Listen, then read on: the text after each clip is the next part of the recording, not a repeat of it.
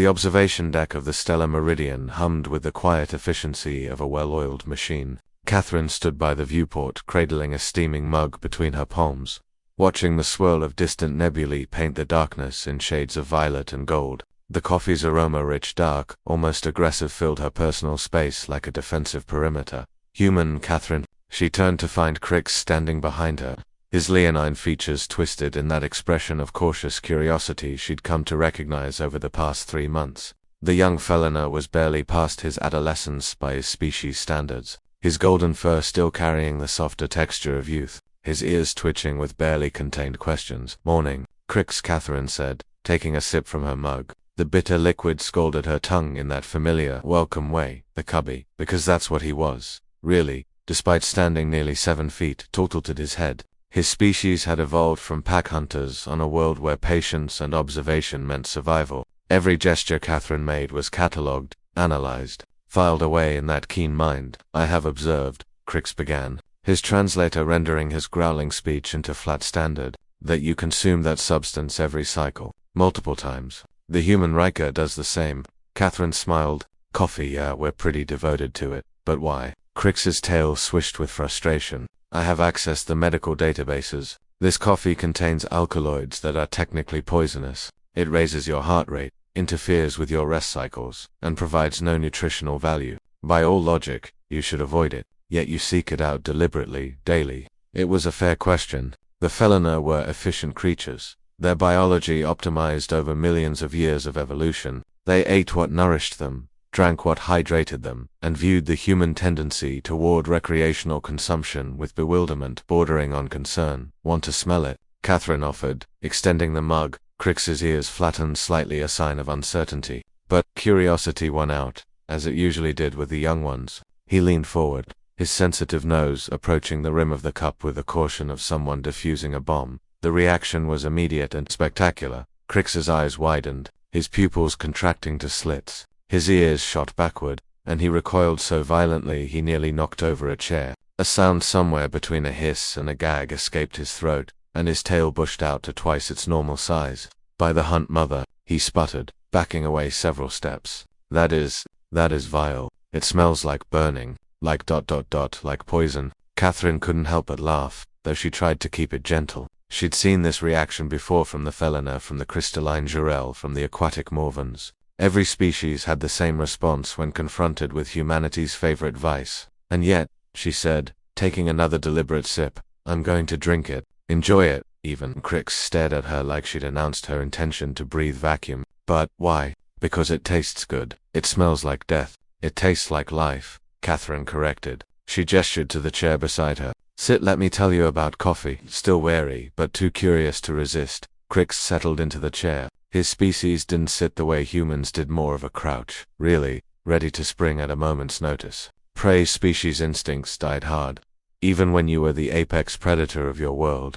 Catherine cradled her mug, letting the warmth seep into her fingers. "Coffee comes from Earth, our homeworld, a plant that grew in specific regions, with beans that had to be carefully cultivated, harvested, roasted, ground, and brewed. Humans discovered it thousands of years ago, and we've been obsessed ever since."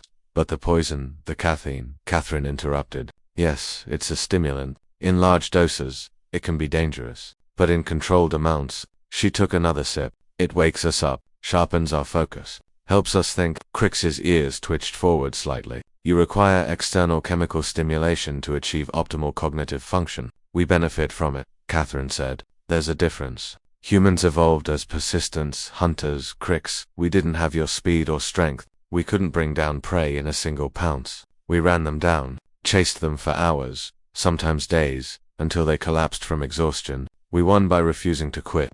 The cub's tail had stopped its agitated swishing. He was listening now, really listening. "Coffee taps into that same drive," Catherine continued. "It's not about need, it's about edge. That extra bit of alertness, that sharpened focus. In the old days, it kept farmers working, soldiers marching, scientists researching through the night. Now," she gestured at the starfield beyond the viewport, "it keeps us exploring." "But surely your species has evolved beyond such primitive requirements." "Evolution isn't about perfection, Crix. It's about adaptation. And humans," Catherine's smile turned sharp, "we're really good at adapting. We found a plant that gave us an advantage, and we cultivated it, refined it, spread it across our entire planet. Then we brought it to the stars. Footsteps echoed across the deck. Riker approached his own mug in hand, dark circles under his eyes suggesting he'd pulled another all-nighter in the engineering bay. Morning, he grunted, dropping into a chair. Crix asked about the coffee. He smelled it, Catherine said. Riker barked a laugh. Let me guess, looked like he'd stuck his nose in a reactor core. The scent is aggressive, Crix protested, his dignity ruffled. It triggers all of my threat assessment instincts. That's because it is a threat, Riker said, taking a long drink. To anything with sense, anyway. But humans, we looked at this toxic bean juice and said, yeah, I'll drink that. In fact, I'll drink it every day, multiple times. I'll build entire social rituals around it. Catherine nodded. We created thousands of variations. Espresso, cappuccino, cold brew, nitro, different roasts, different origins, different brewing methods. Entire economies rose and fell on coffee trade. Wars were fought over it. Crix's ears shot forward. Over a beverage, over access to it. Yeah, Riker grinned. Humans take their coffee seriously. The cub sat back, his expression one of profound confusion. I do not understand your species. Most don't, Catherine admitted. But here's the thing, Crix. That's what makes us dangerous. Not our strength, plenty of species are stronger. Not our intelligence, the Jurel have us beat there. It's our audacity. We see something that should kill us, and we figure out how to make it useful. We encounter problems that should stop us, and we just don't stop. She raised her mug in a mock toast. We're the species that drank poison for the buzz, that climbed mountains because they were there, that looked at the stars and decided we belonged among them. Physics be damned. Riker clinked his mug against hers. Humanity, F*******, yeah. Crix sat in silence for a long moment, processing. Finally, his tail resumed its normal, relaxed swaying. I believe I am beginning to understand why the Council considers your species both valuable allies and concerning what cards. Catherine smiled into her coffee. We'll take that as a compliment. The stellar meridian sailed on through the void, carrying its cargo of humans and their inexplicable addictions, their stubborn refusal to accept limitations, their baffling tendency to turn poisons into pleasures. And in the observation deck, a young fellow learned what the rest of the galaxy was slowly discovering. Never underestimate a species crazy enough to weaponize its morning routine.